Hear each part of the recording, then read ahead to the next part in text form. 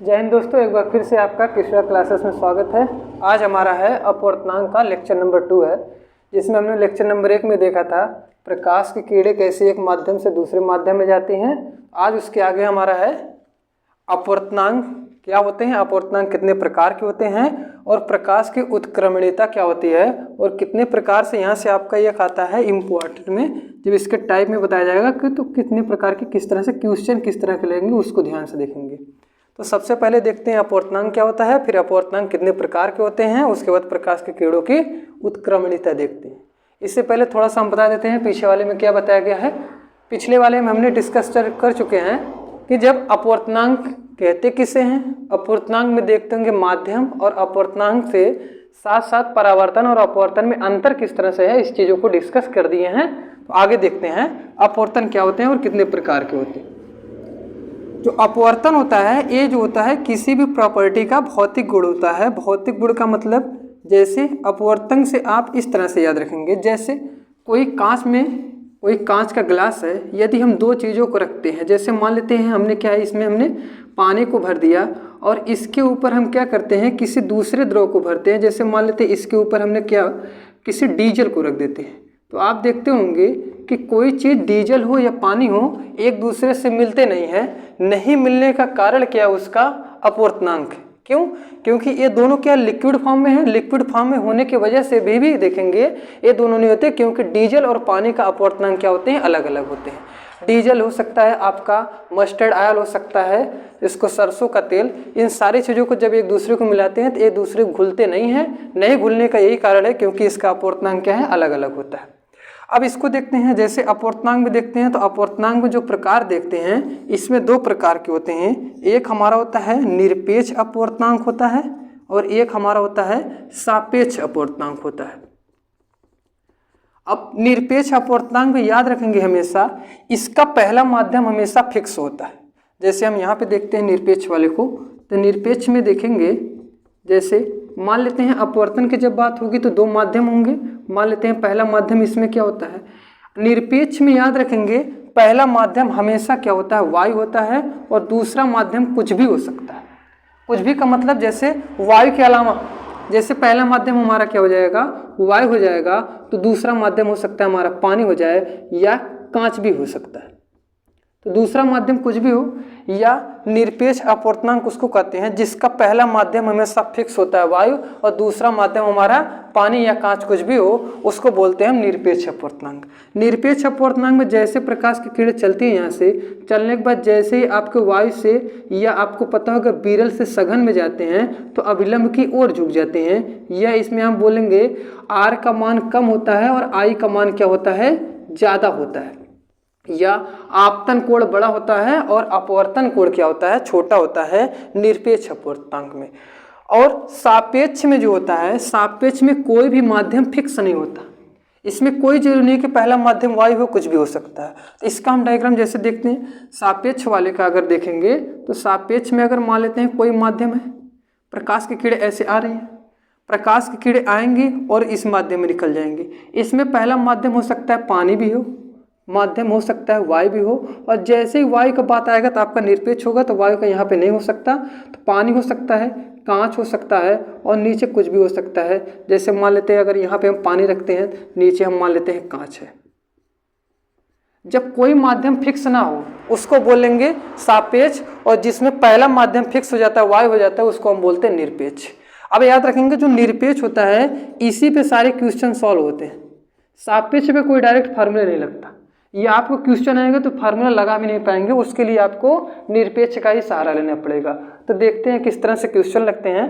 तो आपको अपवर्तनांक के टाइप पता हो गए होंगे। अपवर्तनांक का बेसिक मतलब होता है भौतिक गुण। जैसे अपवर्तनांक में देखेंगे दो चीज़ें कभी एक दूसरे से नहीं मिल पाती, कारण उसका होता है रिफ्रैक्टिव इंडेक्स अलग अलग होता है, इसलिए चीज़ें एक दूसरे में घुलती नहीं है या मिलती नहीं है। और टाइप में देखेंगे एक निरपेक्ष है, हमारा सापेक्ष है। निरपेक्ष में पहला माध्यम हमारा फिक्स हो गया, सापेक्ष में कोई माध्यम हमारा फिक्स नहीं हुआ है। अब जैसे इसका क्वेश्चन क्या पूछेगा उसको समझते हैं, क्वेश्चन को थोड़ा सा देखते हैं।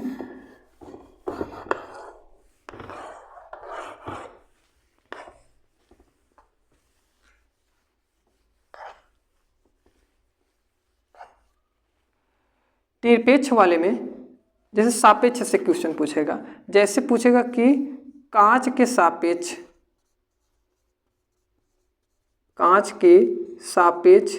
जल का अपवर्तनांक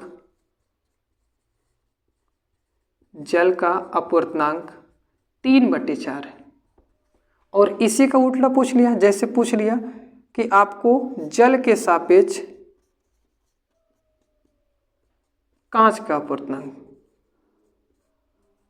और मैं यहाँ पे दे दिया 2/3 दे दिया। अब देखेंगे ये आपका देगा सापेक्ष से क्वेश्चन, और हमने बोला है अभी सापेक्ष पे कभी कोई डायरेक्ट फार्मूला नहीं दिया है। जैसे इसको अगर हम साइन के रूप में लिखेंगे तो कांच को दिखाते हैं यहाँ पे ग्लास जी से, और जो अपवर्तनांक शब्द होता है इसको दिखाया जाता है एन से, जी एन, और हमारा दिया जाए जी एन डब्ल्यू का मान हमारा कितना दिया है 3/4 दिया है। और देखेंगे जल के सापेक्ष मतलब वाटर डब्ल्यू, वाटर के सापेक्ष जो हमारा दिया है कांच का अपवर्तनांक दिया है तो कितना दिया है 2/3 दिया है। और अगर हमसे पूछ लेगा, जैसे पूछ लिया हमसे यहाँ से, जैसे पूछ लिया वायु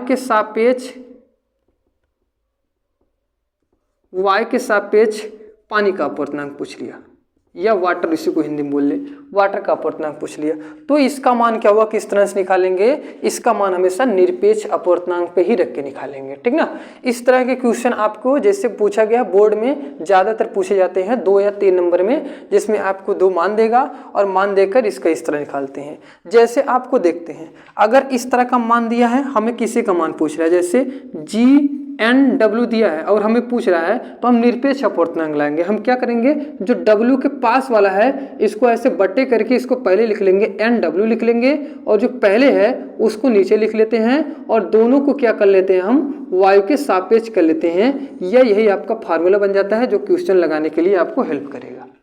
तो कभी भी हमारा सापेक्ष अपवर्तनांक का क्वेश्चन देंगे तो सापेक्ष अपवर्तनांक का क्वेश्चन सापेक्ष पे नहीं लगता, वो हेल्प लेते हैं हम निरपेक्ष से। तो अगर GNW पूछे तो n के जो बगल में है पहले उसको ऊपर लिखते हैं, और जो बाद में है जो उसको ऊपर लिखते हैं, n के जो पहले उसको नीचे लिखते हैं। अगर इसी का WNG पूछ ले, WNG, तो इसमें देख रहे हैं G आ गया है तो NG हो जाएगा और नीचे हो जाएगा NW हो जाएगा, और हमारा A के सापेक्ष कर देंगे, और A के सापेक्ष होते हैं जिसका पहला माध्यम A हो जाता है या एयर वायु हो जाता है, उसको हम बोलते हैं निरपेक्ष अपवर्तनांक बोल देते हैं। यहाँ तक समझ में आया। आगे देखते हैं हम, ये तो हमारे क्वेश्चन हो गए, तो ये तो आपके बेसिक। अब उसके बाद देखते हैं प्रकाश की उत्क्रमणीयता क्या होती है। उत्क्रमणीयता के बाद आगे चीजें देखेंगे, पूर्णांतिक परावर्तन, टोटल इंटरनल रिफ्लेक्शन, उसके बाद क्रिटिकल एंगल क्या होता है, क्रांतिक कोण क्या होता है, अपवर्तनांक और क्रांतिक कोण में संबंध किस तरह से होते हैं, और सबसे इंपॉर्टेंट चीज कि अपवर्तन में कौन सा क्या नहीं बदलता है, फ्रीक्वेंसी नहीं बदलती, आपका अपवर्तनांक नहीं बदलता, क्या क्या नहीं बदलता, तो उन सारी चीजों को देखते हैं। तो आपको देखते हैं उत्क्रमणीयता में क्या होते हैं। अब जैसे मान लेते हैं हमारा क्या है, कोई माध्यम है, पहला माध्यम मान लेते हैं हमारा कुछ भी है, पहला माध्यम रख लेते हैं 1, दूसरा माध्यम रख लेते हैं 2 रख लेते हैं। अब जब हमारे प्रकाश की किरणें आई, पहले माध्यम से आई और दूसरे माध्यम में निकल गई, मान लेते हैं पहला हमारा माध्यम था जो वो विरल था और दूसरा माध्यम हमारा जो था सघन था, इसको हम रिफ्रैक्टिव इंडेक्स में लिखेंगे, या हम स्नेल के नियम से लिखेंगे। तो स्नेल के नियम में लिखेंगे sin I/sin R बराबर 1n2 लिखेंगे।